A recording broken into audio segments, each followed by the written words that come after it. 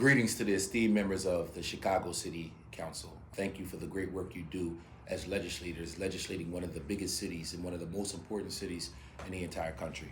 My name is Isaiah Thomas, and I'm a city council member at large representing the entire city of Philadelphia. I'm also the majority whip on city council here in the city of Philadelphia, and I'm the proud author of the driving equality legislation. Thank you for taking the time to allow me to provide a few brief remarks, but more importantly, thank you for even considering such important legislation. Just so you know by background, I'm born and raised in the city of Philadelphia. I'm a product of the school district of Philadelphia. I'm an educator by trade, and I spent the majority of my life in the city of Philadelphia. I went to schools here, both elementary school and middle school. Of course, I went to the amazing Frankfurt High School in the city of Philadelphia, graduated from Frankfurt, went to college locally, got my master's degree locally, and started my professional career locally. I think it's important to provide that context so you can understand that I spent all of my life in the city of Philadelphia, and I firsthand can tell you that my lived experiences is the most important factor in driving my effort to produce the Driving Equality Initiative. By the time I was 21 years old, I had already been pulled over more times than I can remember. And I can remember graduating from college and receiving a gift from my mother, who's in heaven right now, but provided me with an amazing opportunity, not just to start my professional career, but to travel around the city in a way that was very advantageous for a person who had recently graduated from college. I had a nice car, and I would put myself in a position to be able to not just explore the city for professional reasons, but of course for social reasons as well too. My friends and I, growing up in the city of Philadelphia, often viewed being pulled over by police as a rite of passage. It was normal for all of us not just to be stopped in cars, but to be stopped walking down streets, to be searched in aggressive ways. And once we matriculated through adulthood and we began to network, meet, connect with, and build with folks who aren't from the same neighborhoods that we're from and don't exactly look like us, we seen that our experiences weren't actually the norm. We realized that as Black men, we were the ones who were disproportionately pulled over. And it wasn't something that every demographic was experiencing.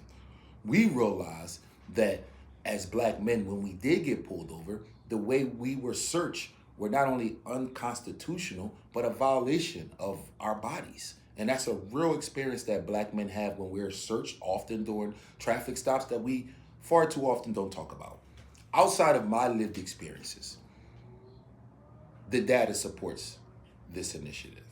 In the city of Philadelphia, we found that in a year where we examined hundreds of thousands of traffic stops, less than 1% of those stops, when the car was searched, led to some type of contraband and or a weapon being found. The actual number was 0.17% of the time. So with that being said, we felt like we were required to put ourselves in a position to address what I feel like is one of the most egregious civil rights violations that exists in our entire country, which is pulling people over for no reason, also known as driving while Black.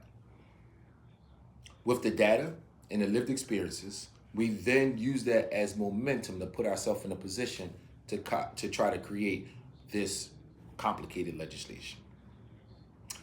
When I decided to embark on this journey, the first thing we did was put ourselves in a position to create a quality coalition of different parties that will not just give credibility to the work, but assure that the legislation would be implemented in a way that would not have a negative impact on public safety.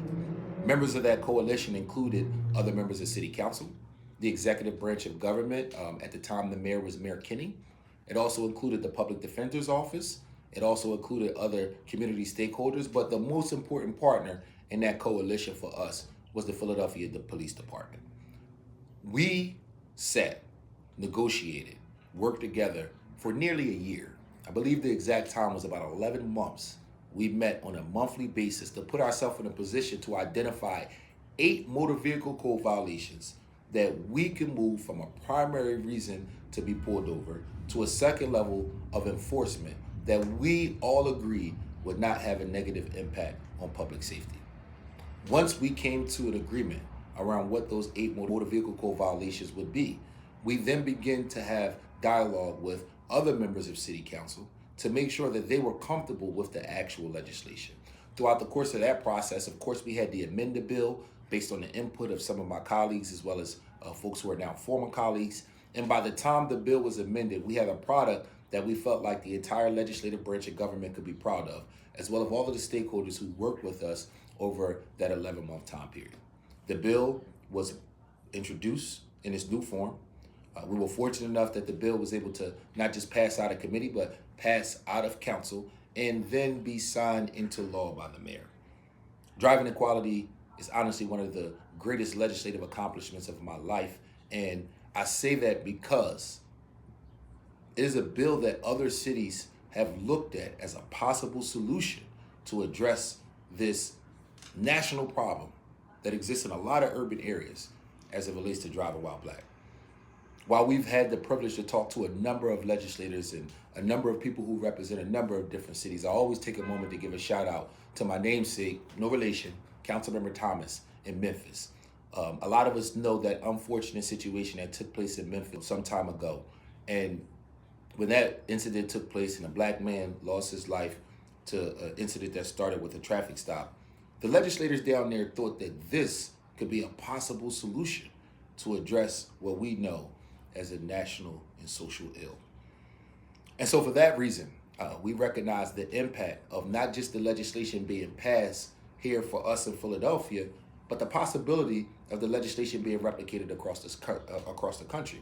And there's a lot of good that has come out of driving equality. Here in the city of Philadelphia, traffic stops are down significantly. While traffic stops are down significantly, we've increased the percentage of time where we actually find a weapon and or some type of contraband when a traffic stop actually takes place. Why? Because we've instructed and encouraged law enforcement to focus traffic stops on people who actually commit motor vehicle code violations that are a public safety hazard.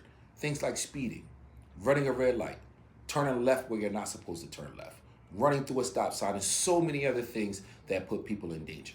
Here in the city of Philadelphia, we have what's called the high injury network. The high injury network is the parts of the city of Philadelphia where we see more car accidents take place than other parts. For us in the city of Philadelphia, it's unfortunate that the data says that nearly 80% of our car accidents happen on only 20% of our roads. Because of driving equality, we've been able to focus in on the high injury network, the places where we see the most motor vehicle code violations, as well as the most incidents that put constituents in danger, no matter how they choose to travel across the city of Philadelphia. So for those reasons, as well as considering the impact that a traffic stop has on the actual police officer that's enforcing whatever violation they may have seen fit, their safety is one that could be at risk when these situations present themselves. So with all that being said, we're very proud of the impact that driving equality has had, not just nationally, but especially here in the city of Philadelphia. And we're excited for the idea that you're entertaining the possibility of enforcing driving equality in the great city of Chicago. As the data points out, traffic stops unfortunately do not lead to crime being lowered. Increase in traffic stops do not put us in a position where it has a positive impact on public safety. And for us in the city of Philadelphia, we've seen that the number of traffic stops that we had that created negative outcomes put the city of Philadelphia in a position where we had to pay for that. Prior to driving equality, the city of Philadelphia was spending well over $20 million a year settling lawsuits. Far too often those lawsuits were lawsuits that started with a traffic stop. So there are a number of reasons why we feel like driving equality is such impactful legislation. There are a number of reasons why we feel like driving equality is something that can really put us in a position to address a societal ill. So to the phenomenal members of the Chicago City Council, I want to say thank you very much for putting us in a position to even entertain the idea of driving equality being legislation that you adopt in that great city. And I want to close out by saying, we love you, Chicago. We appreciate you. But this is Eagles Nations and Eagles Town. So we always got to finish it out by saying, go Birds.